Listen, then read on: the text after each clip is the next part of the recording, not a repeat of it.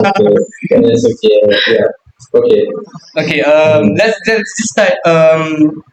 How on earth kenapa jadi buku buat buku ni? Why out of all the So, platform yang ada di dunia ni, for you to release your stress, for you to reach people, kenapa buku? kenapa buku eh? Well, okay. Before I go into that, buku ni nama dia How to Stay Alive in Your 20s. Guide to overcoming dark thoughts and finding hope in life. Now, that's not the original title, man. The original title is supposed to be How to Not Kill Yourself in Your 20s. Dot. That's dark, Period. man. Okay. So yeah, but actually I had a problem dengan the original title, not my publisher. The problem that I had was takut macam out there sangat, faham tak? Takut macam aggressive sangat. You know? And tak nak lah kena censor ke apa kan. Because Malaysia memang kuat censor buku-buku ni orang jauh. Yeah, I've met a few authors yang buku dalam banyak kena censor. Censored and kena ban. These are Malaysian writers tau. Malaysian Malay writers who writes both in English and Malay lah. Banyak kena censored actually.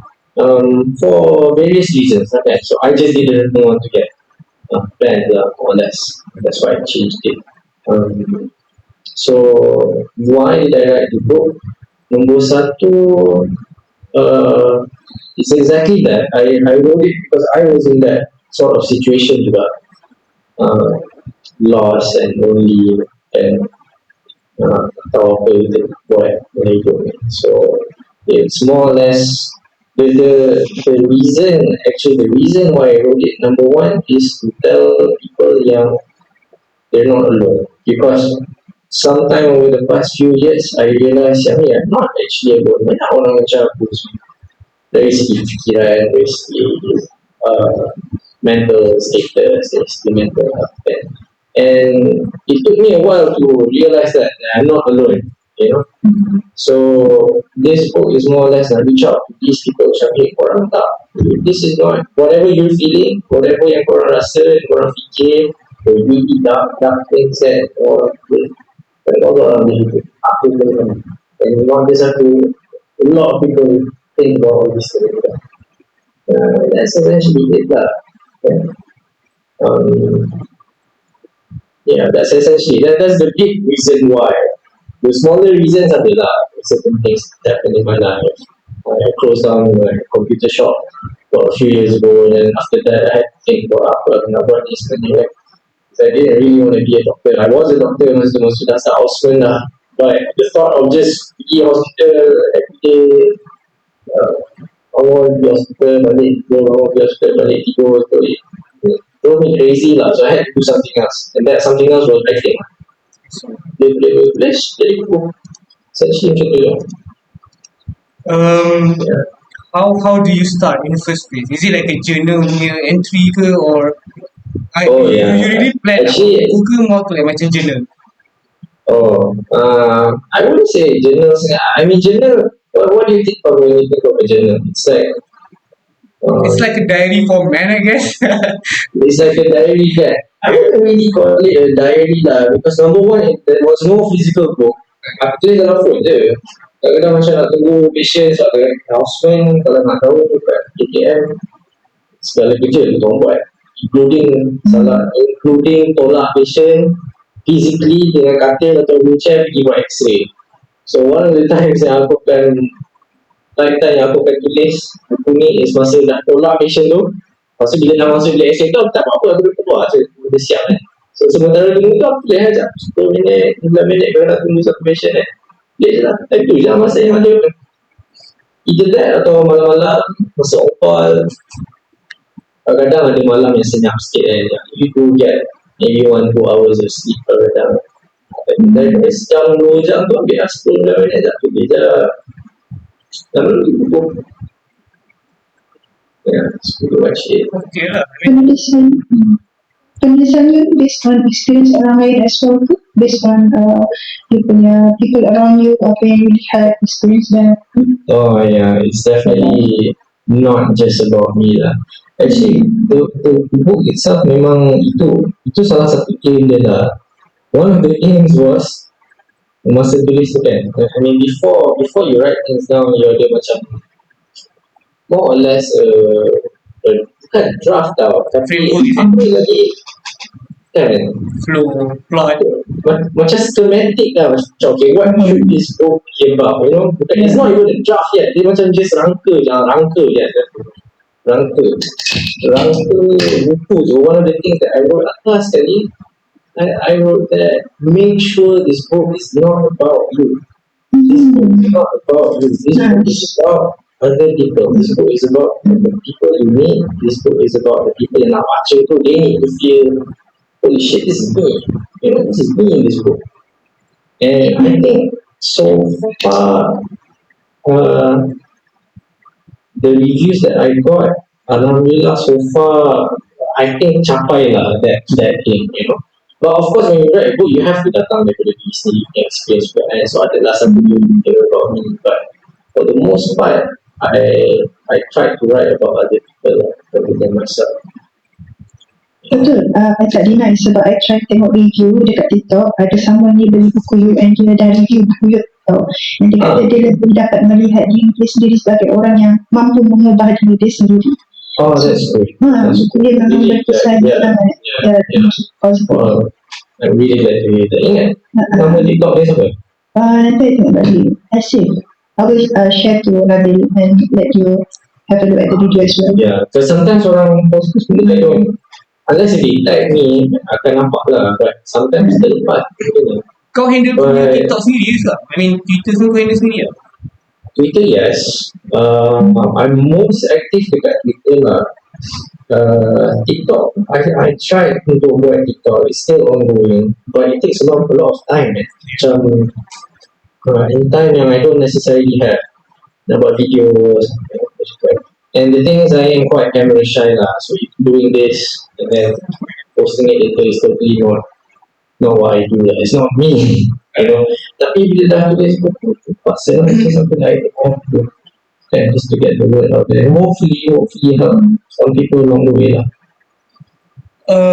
Okay, talking about mental health kan in general, what are the things that you would like to for the audience ataupun for the readers to actually know what are the symptoms yang orang kena detect early before they succumb to kata apa deeper thoughts yang lagi teruk.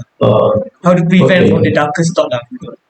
You mentioned symptoms. So symptoms ni technically untuk depression ada 9 symptoms that you need to watch out for. It's in the book. Do I want to repeat all of them? Nanti jadi macam baca buku pula. But a lot of it is a lot daripada 9 tu, like 4 or 5 daripada tu something yang kita macam boleh tahu tak, macam boleh imagine dah. Antaranya mood sedih lah. Nombor 2 would be suicidal ideation, bunuh diri sendiri. Nombor 3, ni maybe orang tak fikir sangat kot, tapi something yang kita panggil anhedonia. Anhedonia ni maksud dia without pleasure. Dunia tu penting. So without pleasure is dalam English lah. Dalam Melayu ni apa? Apa dalam dia? Saya tak tahu. Macam tak hilang rasa kendiri lah, I don't know. I think hilang rasa seronok lah pun. Hilang rasa seronok bila buat benda yang patutnya buat dia rasa seronok. Contoh kita suka main game. Kita je main game. Tapi bila somehow bila datang depression tu, main game pun rasa capek. Itu anhedonia. Lepas tu low concentration. And then the second part of daripada 9 ni is benda-benda yang sometimes kita tak terfikir, tapi it's actually symptom depression, and these are more biological symptoms. Orang selalu fikir depression ni macam benda dalam otak kan. Sebenarnya in depression, in the DSM-5 dalam define depression ada simptom dia 5 simptom, ada 5 atau 6 simptom yang melibatkan biologi badan kita lah. Antaranya loss of weight, kurang berat badan. Kalau ada kurang berat badan dalam 5% from the mistaken, itu dah kira symptom depression. Satu doktor. kiranya all this biological solution ni adalah dalam buku kau sekali. Is it Ada semua simptom ni I tulis, memang ada dalam buku tu, and memang define, not by me, I didn't define depression. Okay. no, I mean the solution, Professional. the solution that you're giving us tu is it in the book ataupun Oh yes, actually, dalam depression, dalam buku tu, I try to put as many solutions as possible. In fact, that's one of the things yang after reading reviews of the book kan, yang orang macam cakap, that's the thing they like the most dalam buku tu, which is the practicality of it. Orang kata buku ni practical, and that was it the intention to jadi buku practical? I'm not too sure, but when giving solution, I wanted to give solutions to people. I didn't just want to point out problems, kan? And the solutions were actually quite straightforward, simple to follow, and some of it is actually memang aku kita buat pun dalam practice, dalam psychiatric practice. Even though I'm not in psychiatry sekarang, I'm not a psychiatrist, kan? But this is what the doctors do dekat hospital. They give plan, dia nak macam coping skills, kan? Semua benda tu ada dalam buku tu juga. So the practicality of it is what I think hopefully sets the book apart lah from buku-buku lain.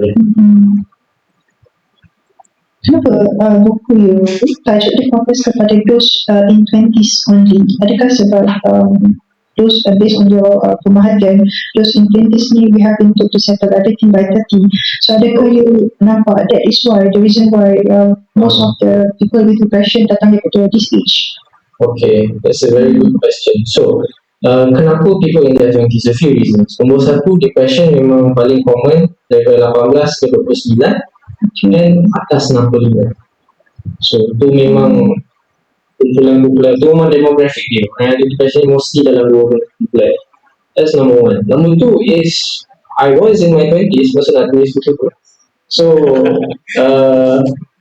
masa nak tulis buku ni, dia macam, I wrote in one of the chapters, saya cakap, I said something macam, I don't claim to be an expert or something macam tu lah. And memang masa tulis kan, dia akan ada banyak these thoughts tau, macam, siapa kau nak tulis buku, siapa kau, you know, apa kau ada, kau houseman je lah, kau tolak orang pergi buat x-ray lah, kau cilat sekalian. So when writing the book and nak fikir tajuk kan, I was like, okay, what am I expecting? So by the time buku tu nak habis, I was already, buku tu baru publish 29 awal this year. I was 29, right? Awal 29. So I was thinking, okay, well, if I survive sampai umur 30, would that make me an expert in surviving my 20s? Would, because I can survive my 20s. I'm here now, I just turned 30 a few days ago. So I am an expert. Apart from being a doctor lah, of course. But I can say with confidence lah, aku buat ni untuk tak bunuh diri masa aku umur 20 tahun lebih. Hopefully dia akan tolong kau juga. So that's the reason why aku kalau kan resident 30s section tu. I mean, okay, so kalau for now 30 sampai 40 tu tak ada plan lah. 30s sampai 40s. Yeah. Tengok lah. How to survive being a father pula lah, basically kan. Oh, that's a secret. Yeah. It's not a secret anymore. I don't think it's a secret anymore, man. Yeah, we are pregnant. So my wife is 7 months pregnant. Yeah, it's going to be a whole new set of problems and solve and figure it out. Whole new demons in here and I'm gonna cuba settlekan. And so What causes these demons basically? I mean, is it like friends, lack of proper Demons. makan? demons lah. Kau tahu apa? Kau kenal what's his name? Our bachelor? Is it? Alah, kalau aku Google kejap boleh tak? Boleh. Is that fair? Ke tak boleh? No, it's a santai session. Don't worry. Okay, I think This is a santai session. Don't worry, sir. Chill. I think it was Nietzsche. There was this guy named Friedrich Nietzsche. Oh, yeah, yeah, okay. Psychiatrist. He was a German psychiatrist. Long gone. Is he long gone? Yeah, I think he's long gone already. So what he said was, if you look into the abyss long enough, the abyss looks back. So aku rasa demons ni sebenarnya, kalau nak balik pada apa Nietzsche cakap kan, aku rasa demons ni datang bila kau tengok kat demons tu, you know? Kalau kau tak tahu depression tu apa, aku rasa kau takkan terfikir sekali pun macam aku ada depression lah. Because you don't know what depression is. So once kau start baca, macam shit, aku ni, aku depressed. You know? Not to say that I don't think that's entirely true lah, to be honest. But I'm just saying, the more you know about something, the more you can relate to it, and the more likely I think it might happen to you lah. Yeah. Tapi macam kan most people yang depressed, kalau we understand ni pun orang pun tak tahu yang orang depressed ni. Yeah, I guess that's true juga. Jumpa doktor macam, aku depressed. Kan? Kita ingat dia just penat, tak suka makan ke. Yeah. Sometimes you think it's a personality problem, sometimes kau rasa kau just agitated dengan orang, annoyed dengan orang. This is kau depressed. So how do you actually self-detect benda ni at the early stage? Self-detect lah. Okay, to be very very clear, you cannot diagnose depression yourself. Kena jumpa psychiatrist, not just any doctor, psychiatrist yang kena diagnose you with depression. Okay, so even me who wrote that book pun, I cakap dalam awal-awal macam, this book is not a substitute for Free consultation. For a proper consultation dengan psychiatrist. Yeah, I want to be very clear on that. So you yourself, bila you baca buku tu, you can't just go, I take all the boxes, maksudnya aku ada depression. Cannot be like that. It has to be, maybe I have depression, macam aku relate banyak sangat dengan buku ni, therefore pergi jumpa doktor, and then baru you can get yourself diagnosed. But of course lah, I mean, to answer your question, macam mana nak self-detect, you need to first know what depression is. So you need to know all the 9 symptoms lah. Okay? So let's just rattle them off. So number 1, low mood. Number 2, anhedonia tadi. Number 3, loss of weight atau low energy. Number 4, low energy. Number 5, low appetite. Number 6 is insomnia atau hypersomnia, maksudnya tak cukup tidur banyak sangat, itu pun boleh juga. Nombor 7, psychomotor agitation and or psychomotor retardation, maksudnya kau rasa agitated lah, ataupun kau rasa macam slow down, macam lambat je, tak tahu.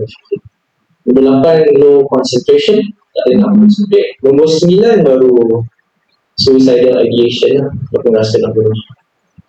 So you know that, and kalau macam aku ada lah few benda, I should go see a doctor, then okay lah macam tu. Tak adalah you terus diagnose, so I have depression.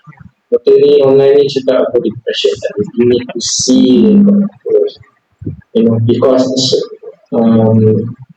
even 9 benda tadi pun, the psychiatrist sees you ada line of question yang lain-lain juga. It's not just as easy as okay, 9 benda ni kau ada, okay tak ada, okay kau tak ada depression. It's a lot more complicated than that.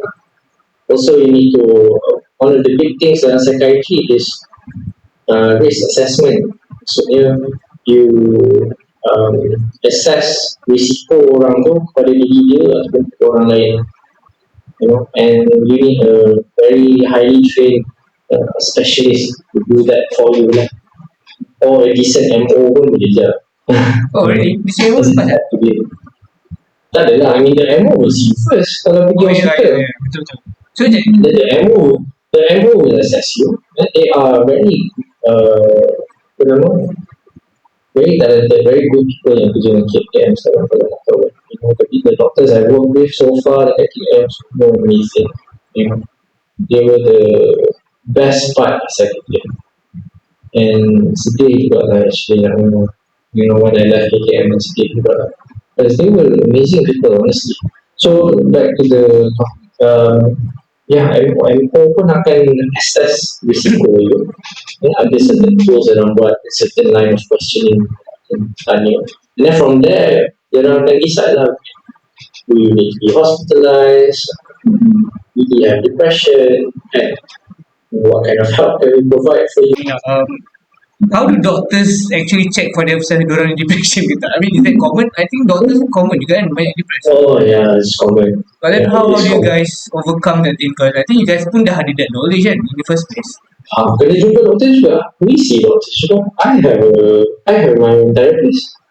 Oh, I don't see her a lot. Actually dalam 4 tahun ni I only seen her twice. Tapi 2 kali tu actually cukup enough for me, you know. And the fact that I know that she's there just in case I need her again, it's quite comforting lah. Because the thing about pasal jadi doktor ni, you see a lot of horrible stuff tau on a daily that's the thing. basis. That's the thing. Yeah, you have to really be macam sponge lah. And honestly speaking, after a while kan, I mean, I was in KKM for 4 years, so even 4 tahun pun, not 4 tahun exactly lah, maybe 3 tahun lebih sikit. 3 tahun lebih sikit tu pun, uh, dia boleh jadi a bit much lah for you to handle, you know. I mean, and not just macam, I mean, classically orang akan cakap macam penat jumpa patient, ataupun if you have to break bad news to patients, after a while it can get quite tiring. You know, kalau everyday you talk to a mother, cakap anak dia dah meninggal, you do that 2-3 times a day, for 3 years, after a while, penat tak handle benda macam tu. Itu tak pergi, itu belum masuk psychiatry atau PIDS, because in psychiatry and in PIDS, kan, you see some truly evil things. Apa PIDS? Apa tu? PIDS is pediatrics lah. Oh, okay. In pediatrics and in psychiatry particularly, benda yang tempat-tempat lain maybe ada juga, tapi dua department ni you will find some very very evil stories, evil histories, evil people. And once you heard those stories and tengok apa cerita-cerita tu buat dekat patient tu, you lose a part of you lah, honestly speaking. You never really come back out the same. It's like a really bad breakup, you know. Leave a little piece of you behind and sama lah tu, tapi ni everyday kau buat macam tu. So, Understand. that's why when you see some doctors, they're not jaded tau. True. Some, not all. Yeah. Right? And that's partly why lah, sebab penat. Penat kan. Nina, sorry tadi you were about to ask something. You nak cakap apa Nina? Oh, tadi you ada mention one of the symptoms is suicidal thoughts. Yeah, suicidal. Okay, how many banyak tak di antara patient yang datang ada thoughts tu? Oh, banyak. Ya, Usually yang datang kat ED, membimbangkan. yang datang kat ED, yang datang kat klinik, usually memang akan ada. In fact, the numbers dekat Malaysia in 2015, 30% of people akan ada depressive symptoms. Ini based on NHMS, National Health and Mobility Survey 2015, 29.9% actually ada bukan suicidal thoughts, ada depressive symptoms. So antara yang 9 tadi lah, ada depressive symptoms.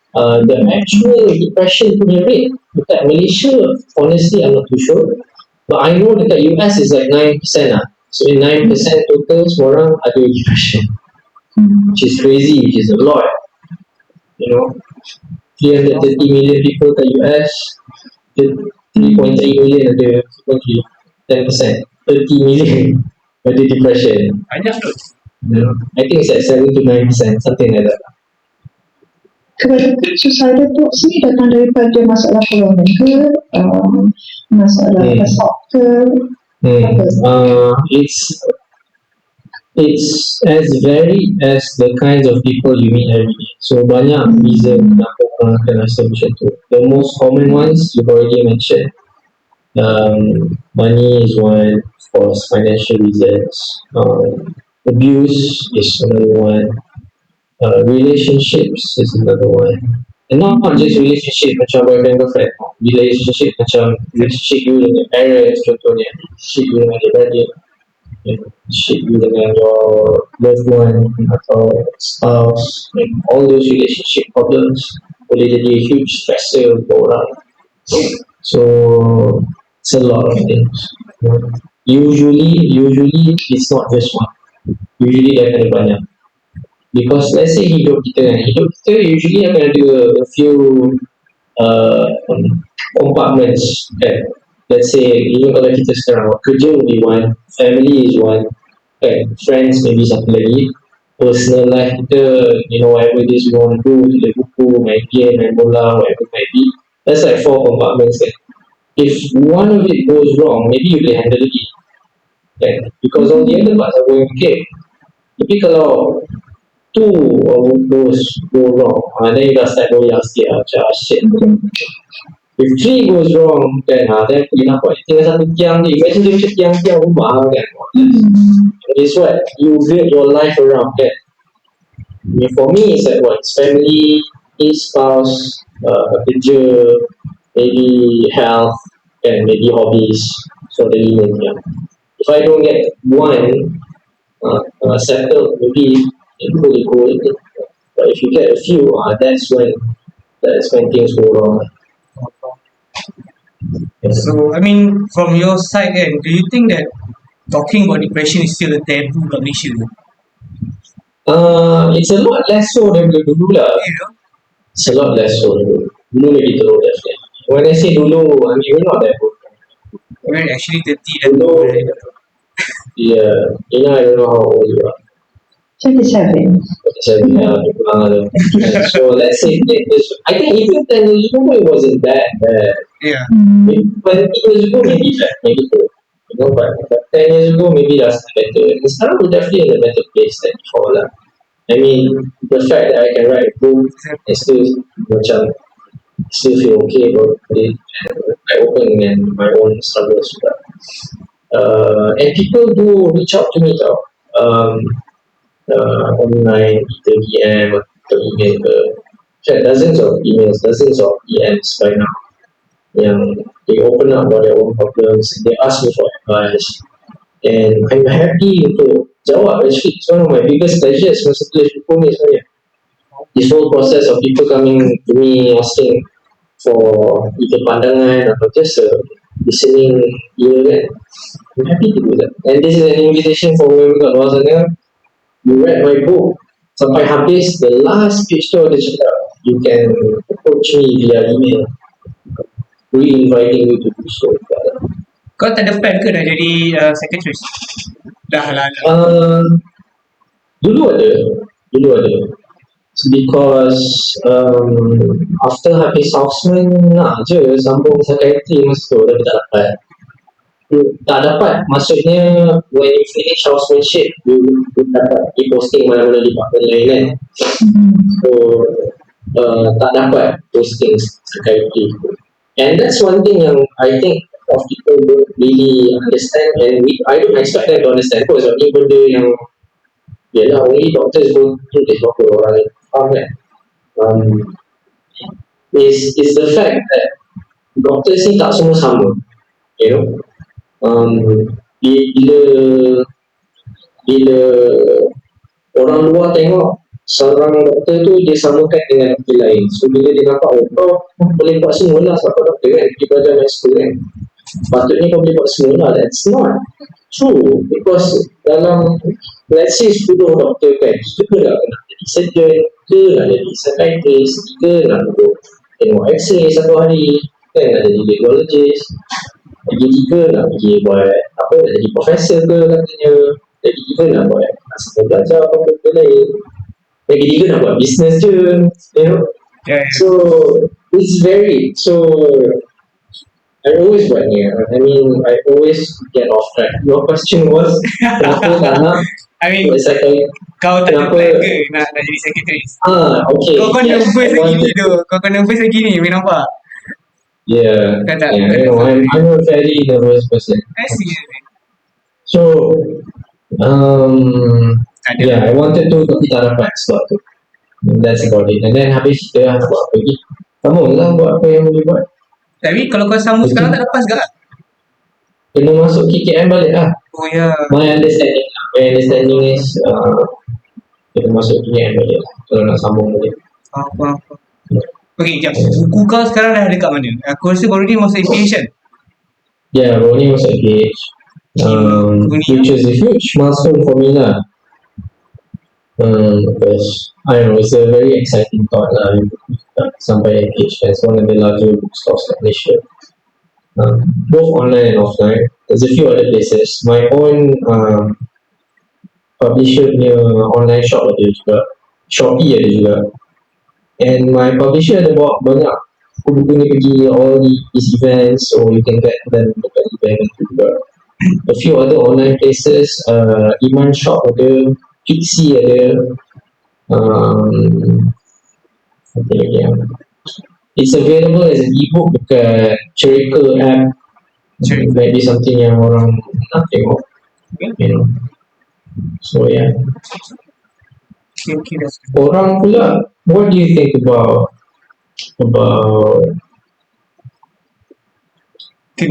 would something like this really help people? Okay. Okay, Nina, you go first. Yeah.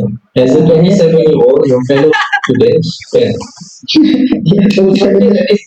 Because I mean, so far I've had individual stories kan, but I've never actually asked depan-depan lah. Macam it's actually helpful. Is this something that people look for? That, especially coming from a book macam ni from a Malaysian, you know, because yang I tahu a lot of people bila baca buku-buku ni they tend to go for the really big name, yang nama-nama besar sikit lah, you know, Dr. Peterson atau some apa lagi yang subjek itu Iman Azlan. Very dah lama lah dah industri. Bagi saya, penulisan ni adalah benda yang sangat tajam. Sebab tu ada di antara orang dia lebih suka baca novel berbanding dengan tengok drama lagi. Sebab bagi dia, penulisan tu boleh masuk ke dalam hati. So, I rasa buku sangat powerful based on the review that I tengok. And I am looking forward to buy as well. Sudah tak kesempatan lagi. Okay. So, I rasa based on penulisan merupakan salah satu pendekatan yang sangat baik lah untuk you buat mereka rasa faham, buat mereka rasa macam depression ni sebenarnya boleh dikawal dengan mindset mereka sendiri. Mindset is something yang kita boleh alter. Yeah, betul. Actually, it's a matter of I hate saying this. It's a matter of mindset. I hate saying that honestly, but it's a bit of both. It's macam salah nak cakap macam tu sebenarnya, sebab depression ni it's a penyakit tak kisah mindset kau macam mana, you know. And that's why I said in the book, if you really think you have depression, pergi jumpa psychiatrist. But if you are somewhere in the middle and you're not sure if you have depression, you're definitely not okay. And I think that's where the book helps the most lah. Kalau orang ada depression, apa nak baca buku? No, pergi hospital. But kalau kau somewhere in the middle, I think maybe it could be a help lah to these people.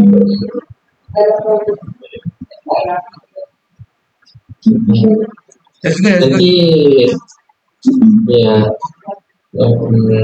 apa nama, give me your addresses lah nanti, I'll send you a sign. Boleh nanti kita WhatsApp. So basically actually aku rasa hari ni punya objektif okay je. And then kau rasa macam mana? I mean let's not talk about the book, let's talk about how we're doing in the platform dulu. Rasa kau okay ke sekarang?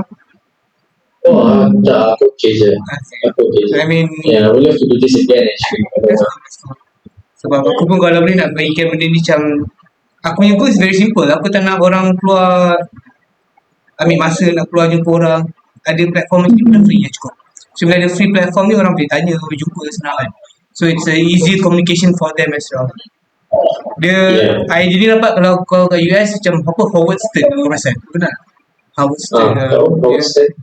Itu je lah kita. Tapi it's a very old version of podcast pun kan. And Joe Rogan, some sort of stuff. Yeah, aku rasa okay je. And it's definitely lagi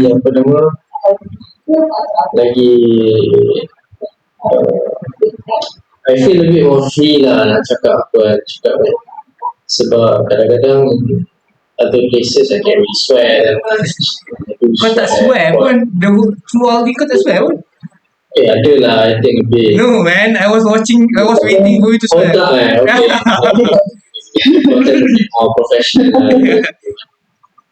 But yeah, I mean, it's a side of me yang I think I'm more comfortable with daripada the professional kalau aku cakap ni. Because in my macam practice pun, when I see patients, I don't see mental health patients. Aku tengok patient sekarang ni, it's a pain clinic more or less. Seorang sakit badan, sakit lutut, orang tu sports injuries, things like that. And even when I talk to them pun aku macam very, macam same doktor lah, pergi jumpa doktor, tak rasa macam janggal sikit, aku pun rasa janggal dengan sembang patient. But here I can be a bit more myself lah, which is great. That's cool.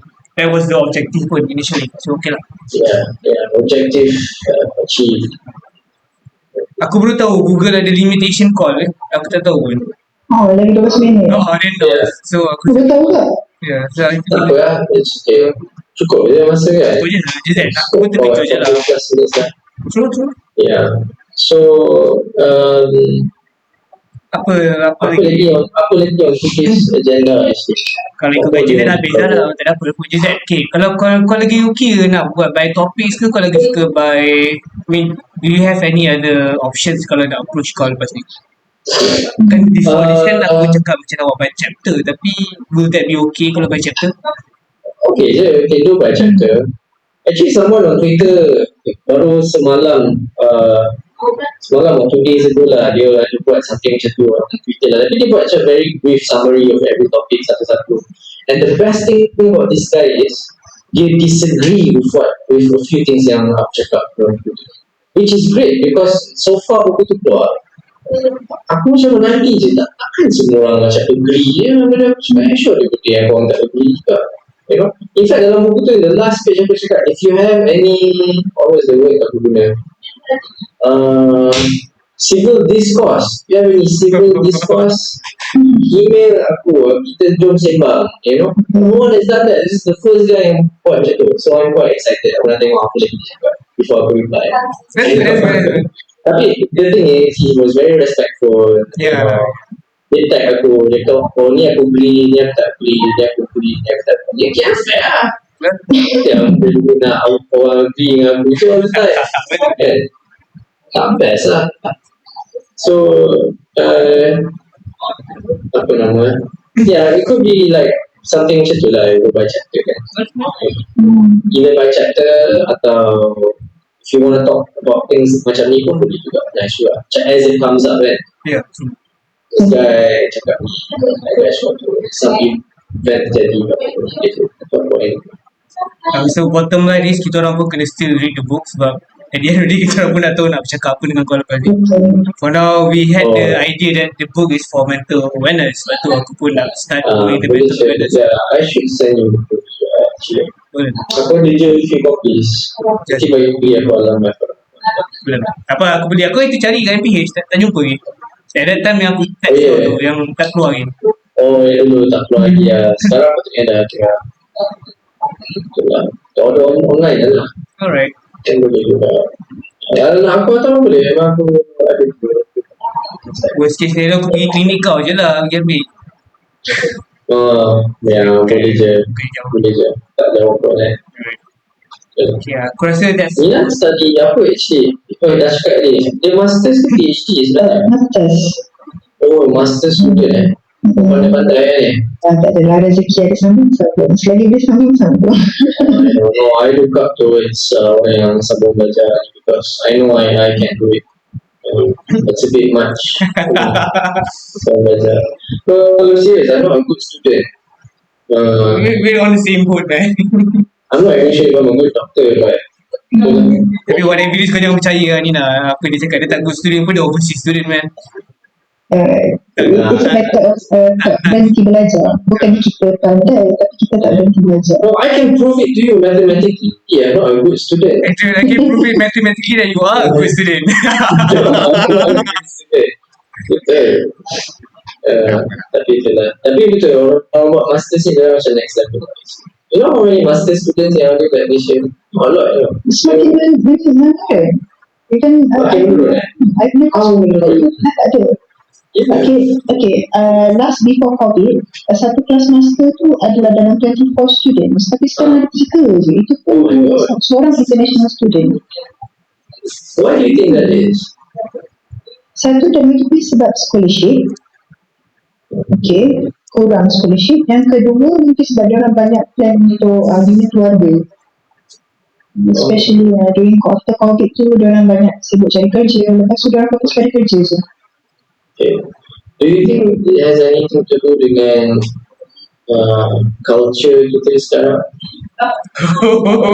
Culture. Atau the evolution of our culture towards education?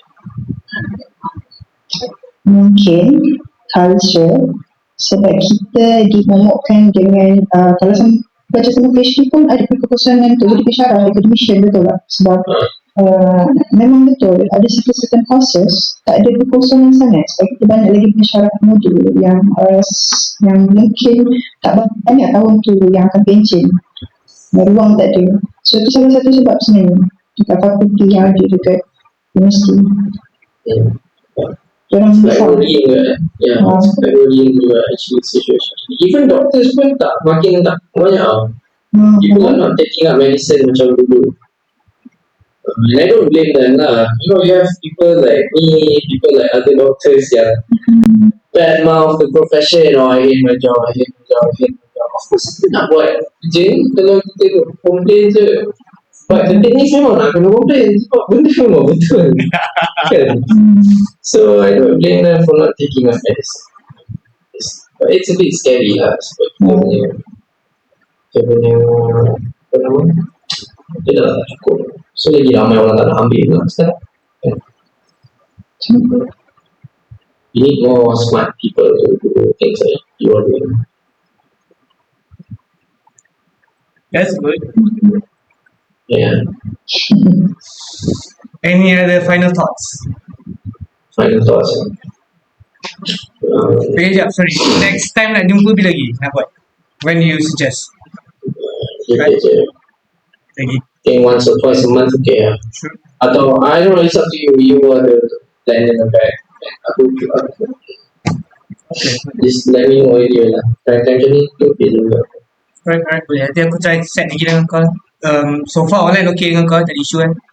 Online okay. Cuma tu lah, mic aku ni clear. Weekdays okay tak? Weekdays okay tak? Kalau Apa? weekdays okay tak? Kalau Weekdays lah. Weekday? Yalah. Prefer weekend ke? Weekdays ke? I prefer weekdays kot. Okay. Weekend is family time. I think sampai masa juga kau nak kena beli mic baru tu. Beli mic macam ni lah. Ya. Aku pakai Blue Yeti je. Oi, itu lagi mahal. Tu lah, tapi aku tu lah, patutnya dia ada satu setting ni tapi setting tu macam tak function. So I don't know, maybe aku kena tengok balik. But it is an older microphone. Jadi dah what, I don't know, 90 years lah sekarang. So maybe it's time. Nina ada berapa last thoughts? Tak tahu. Tapi ada satu dia yang tertarik sebab dia ada mention sebenarnya depression banyak juga di kalangan orang umur 60 tahun ke atas. Ya, 65. 65. Surprise sebab sepatutnya di usia begitu dah pasal rehat sebenarnya. But then this is something yang kita terlepas pandang, yang parents kita pun sebenarnya menghadapi masalah yang sama dengan youngsters. Maybe kita boleh discuss in which boleh. as an awareness as well. Yeah, betul.